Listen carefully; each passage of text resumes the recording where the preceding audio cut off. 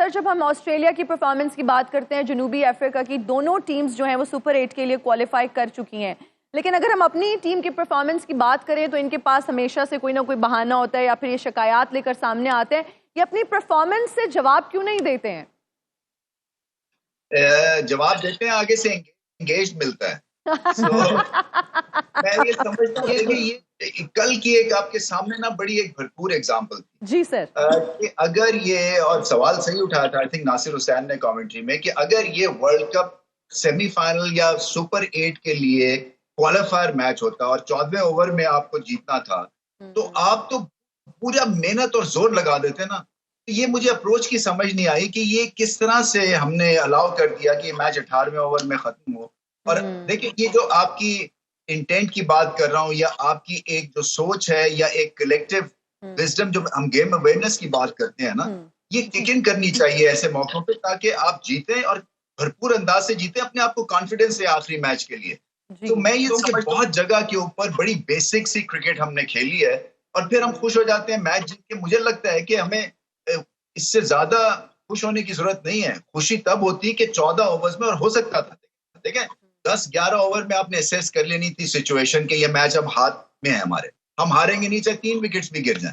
मगर वो एक सवार किया हुआ है इन्होंने, एक जिन सा ज़हनों में, तो वो उससे बाहर ही नहीं निकलते हैं। और फिर वही बात है कि चलो एटलीस्ट हम जीत जाएंगे, बचत हो जाएगी। नहीं, बचत नहीं होगी, जीतने से बचत नहीं होगी जब तक कि सुपर 8 में नहीं जाएंगे आप। बिल्कुल, आप सही कह रहे हैं। इजहार बाजवा साहब, जब हम मॉडर्न डे क्रिकेट की बात करते हैं, फिर T20 फॉर्मेट की बात करते हैं, तो ये फॉर्मेट की डिमांड है एग्रेसिव हिटिंग, और आपको अच्छे से खेलना होता है, ना कि बहुत स्लो आप खेलते हैं। और हमारी टीम की अगर हम बात करें, इंटेंट की बात करें, गेम अवेयरनेस की बात करें, क्यों नहीं इवॉल्व हो रही है, क्यों नहीं कर रही हमारी टीम ग्रो?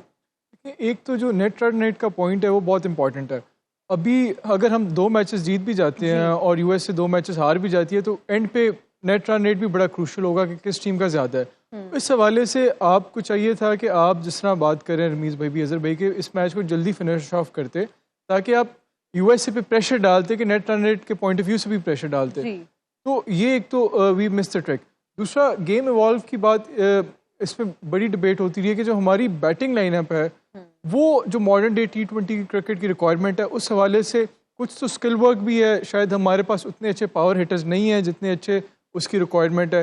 कुछ हमारा माइंडसेट भी है, कुछ हमारा अप्रोच भी है कि हम समझते हैं कि हमें एक हाई टोटल की 200, जिस तरह बाकी टीमें पूरी दुनिया में PSL हो रही है या IPL हो रही है, टीम्स प्रेफर कर रही हैं कि कोशिश कर रही हैं 200 या 200 प्लस करें, लेकिन हमारी टीम की जो पावर हिटिंग स्ट्रैटेजी है वो उस तरफ नहीं आ रहे। हम ये अप्रोच कर रहे हैं कि जो एक मिडलिंग टोटल्स है उसको अचीव करें। तो बैटिंग में हमारी काफ़ी ज़्यादा इंप्रूवमेंट की ज़रूरत है। उसमें हम पहले भी डिबेट कर चुके हैं। कुछ लोग ब्लेम करते हैं कि बाबर रिजवान को, क्योंकि वो स्टार्ट ओपन ऐसा करते हैं कि वो इतना उनका कंजर्वेटिव अप्रोच होता है, उतना तेज़ अप्रोच नहीं होता जो मॉडर्न डे T20 की रिक्वायरमेंट है। उस हवाले से तो फिर जो मिडिल ऑर्डर है वो फिर दूसरी तरफ डिबेट ये करती है कि जब वो नहीं खेलते तो हमारा मिडिल ऑर्डर है वो भी परफॉर्म नहीं करता।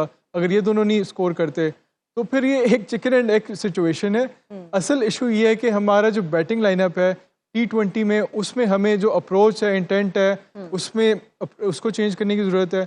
और कहीं ना कहीं जो हमारा असल ये इशू है कि जो डोमेस्टिक से हमें उस तरह के टैलेंट को हमें लेके आना है जो पावर हिटिंग अच्छी कर सकें, और साथ ही साथ उनको बैक भी करना है कि अगर वो मिस्टेक भी करें तो उनको कॉन्फिडेंस देना है ताकि वो हमारा जो अप्रोच है उसको बेहतर हो सके।